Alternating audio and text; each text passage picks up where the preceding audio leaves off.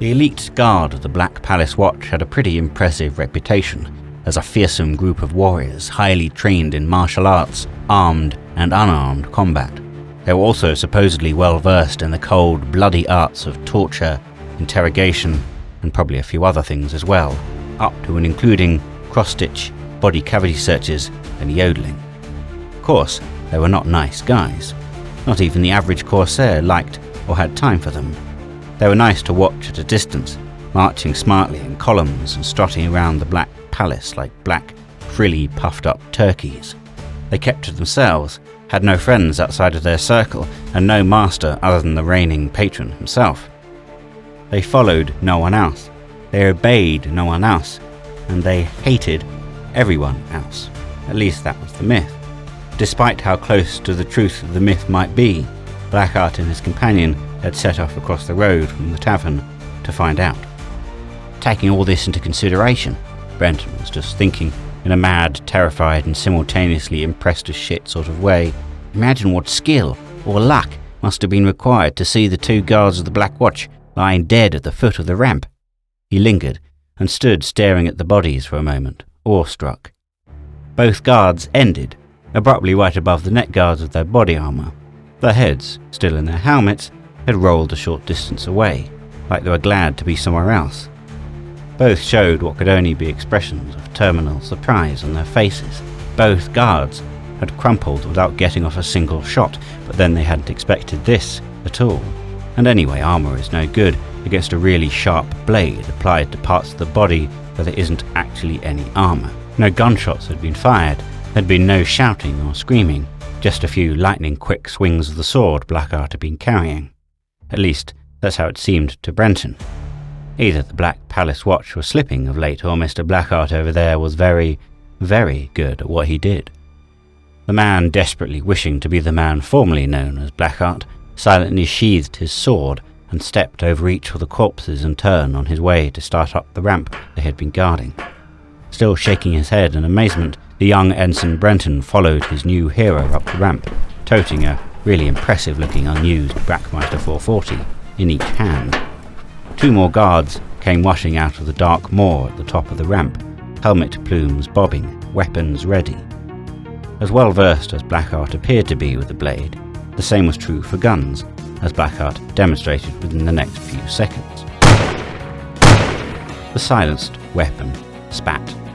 Blood spattered from wounds in their necks, spurting as both of them toppled over the railings on opposite sides of the ramp without firing a shot and lay still. Very pretty armour, Blackheart thought, appreciating the beauty of his reflection in the gleaming black metal plate armour on the corpses as he passed them. Very pretty, but no neck guards. These were the elite Black Palace Watch, but this wasn't the Black Palace, and he wasn't the average Corsair riffraff they were used to dealing with on a daily basis. The barrel and suppressor of Blackheart's Luger were barely warm, and he still had quite a bit of ammo left in the pouches on his belt. There were no screaming civilians in the streets, no shouts of alarm, no screeching of tyres, no alarms or wailing sirens. This was the benefit of the suppressor, Blackheart knew. It gave him an advantage, and more time before the alarm was raised. The entrance to the ship lay ahead, a dark moor that swallowed him as he boldly walked in and turned sideways into the main corridor. Unwisely, perhaps eager to prove his own worth as a warrior, Brenton went in first and tried to cover both directions of the corridor at once with both 440s, lost his balance and nearly fell over. He recovered, blushing, and stood aside for Blackheart to pass. There was no one else in sight other than his dark companion, who seemed to be taking a leisurely walk down the corridor, holding his handgun casually at his side. The interior of the ship looked like a prefab construct, which was likely since the ship was also yet another converted load runner. This would have all been cargo space before, Brenton thought, as he scampered after Blackheart, like a little puppy carrying two awfully large and unwieldy bones, bringing up the rear. It seemed they were entering an administrative section, with doorways ahead on both sides of the corridor. An arrow on the wall pointed towards a turning. A sign beside it read, "Ship functions, authorized entry only." Bowing to no authority other than his own, Blackheart calmly went in. "Where are we going?" Brenton asked in a low whisper. in one of the rare moments he actually caught up to him as he paused before entering an intersection. "Engine room," Blackheart said, cutting straight to the heart of the matter, noting the casual way that Brenton seemed to be sauntering behind him. "Keep watching R6, please, Mr. Brenton. Thank you." "Roger that, boss." Brenton grinned, giving a mock salute, and nearly braining himself with the 440 in that hand. "Ow! Whoops! Sorry." "I roll," Blackheart thought, like it was some kind of sushi. Too much Dutch courage, perhaps.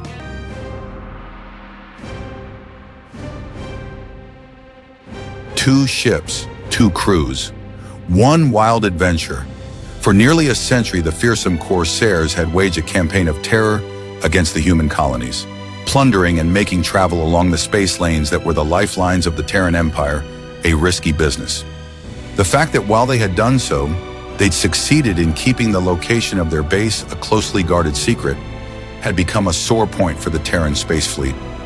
And then one day, quite unexpectedly, the Corsairs' maddening luck finally ran out, and the Terran fleet descended on the Corsairs' homeworld in full force. After nearly 2 days of fierce fighting, the threat appeared to have finally been neutralized. In orbit, the wreckage of the once feared Black Fleet drifted, blazing.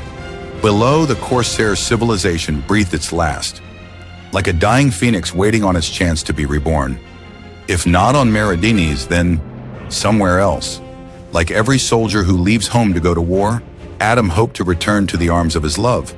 But Adam wasn't exactly a soldier, and Marcia wasn't exactly standard spec either. But if he did return at all, he hoped to return to her. Dead Beckoning is book 3 in the Galaxy series by South African writer Christina Engela, available now on Amazon in paperback, ebook, and as an audiobook narrated by Edmund Bloxham.